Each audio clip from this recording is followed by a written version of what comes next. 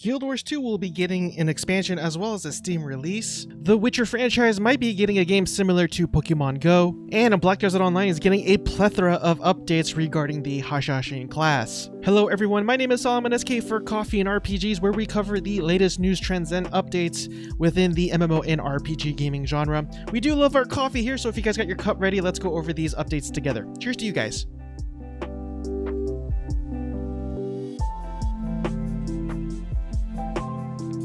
And let's go ahead and get started with two articles from PCGamer.com. And the first one here, Grounded now has a bird. And if you don't know anything about this game, it is a survival online RPG where you're basically shrunken down to a size of an insect and you have to fend off various bugs and apparently now a bird. Think Honey, I Shrunk the Kids. I did find this article a bit humorous. The author, Jonathan Bolding, said, "I would like to note that crows eat nearly anything and afraid of nothing, especially not you, the player."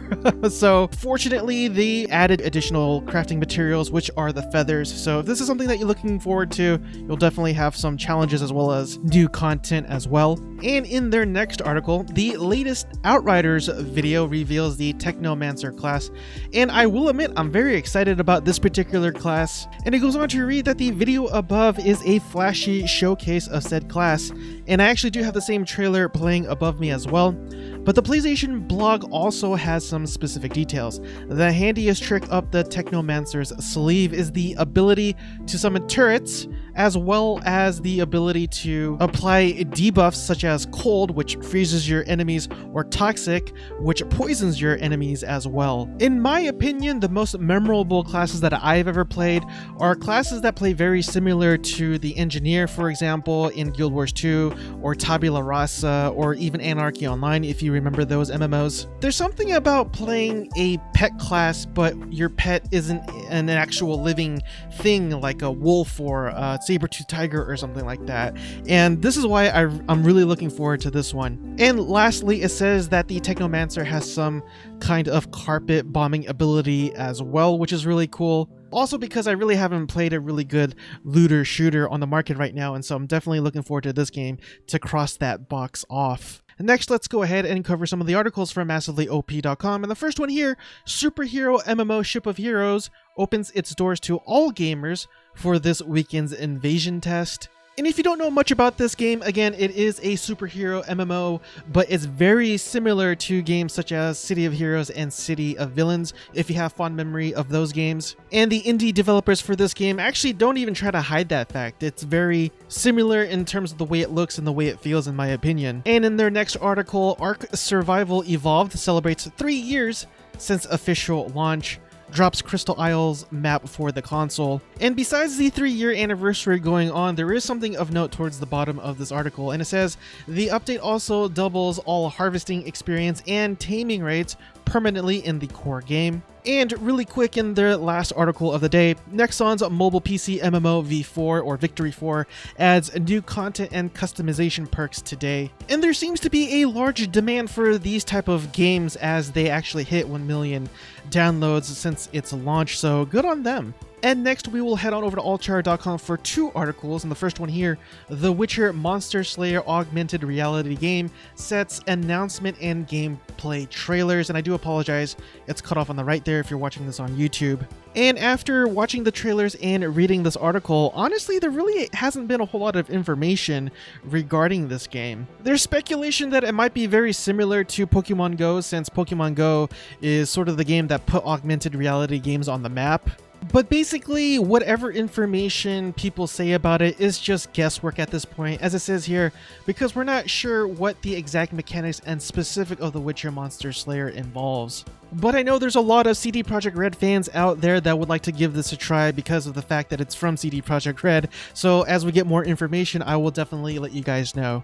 And in their next article, ArenaNet folks are celebrating Guild Wars 2's 8th anniversary in style as they announced a trifecta of great news. First up, there is a new expansion, and it will take us back to Cantha, back meaning from Guild Wars 1. The expansion will be called End of Dragons, which hopefully means we will finally get some new antagonists. We've been fighting Elder Dragons for 8 years now, after all. That I didn't know. I probably would have known that if I continued playing, but anyways. And it continues on to say that before the expansion arrives in 2021, we will likely see an increase in Guild Wars 2 player base since the game is getting released on Steam in November of 2020. If you already have a Guild Wars 2 account, unfortunately, you will not be able to port over that account to the Steam client. They're going to be two separate clients, unfortunately, very similar to how Black Desert Online plays. And for that, we go back over to PCGamer.com, and it says here, unfortunately, ArenaNet confirmed that while accounts cannot be transferred, the world they play in will be shared, so newcomers won't be walled off from the existing game. And as for the last bit of news in the trifecta, it goes on to say that there is a 50% off sale that will let newcomers get all the available campaigns for as little as $15 or 15 euros. Next, let's cover some of the articles from MMORPG.com, and the first one here, Black Desert Online Hashashin receives Awakening skills on consoles. Also, anniversary rewards now available, and there's also updates with regards to the PC client of the game as well. You can pre-create the Hashashin class in preparation for the second season servers that we will be getting next week. I actually did create a video going over those updates in another video series that I call Black Desert Online Patch Notes. So instead of repeating myself over again, I'll go ahead and have a link to that in the upper right hand corner in form of a cards, and I'll also have a link down in the description below if you're interested. And in their next article, Borderlands 3 to receive Psycho Krieg and the fantastic Fustercluck on September 10th. That's pretty clever way of naming their game.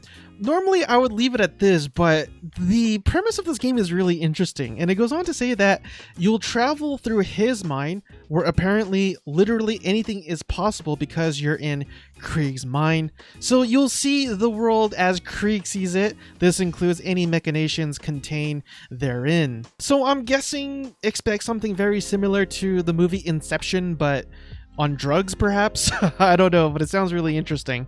And in their next article, and just to let you guys know, ArcheAge Unchained is having a free weekend that starts on August 28th if you're interested. And also the New Worlds preview event is now live, and this is something that I actually did last night with my co-host Sir Jaziel as well as Kennethan, and admittedly I actually had a lot of fun with this game.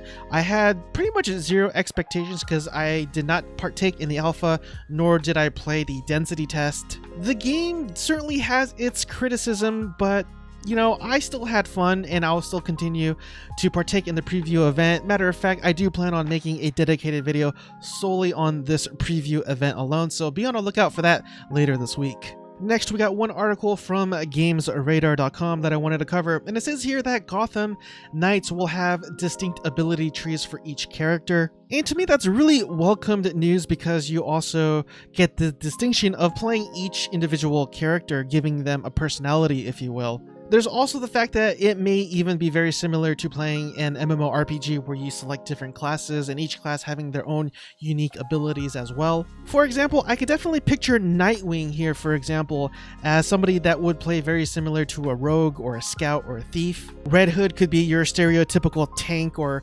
massive point-blank AoE type of character as well. But I'm not very versed in the lore, so I could completely be wrong about all of that. And that concludes today's episode of MMO and RPG Updates. I really do appreciate it if you made it with me so far, because the watch time significantly helps with the algorithms. I really hope I have earned your subscription in today's video. If so, please consider hitting the subscribe button down below, as well as the bell notification icon right next to it. Anyways, everyone, I will finally let you guys go. Hope you guys have a blessed night, and I will see you guys next time. Cheers again, everyone.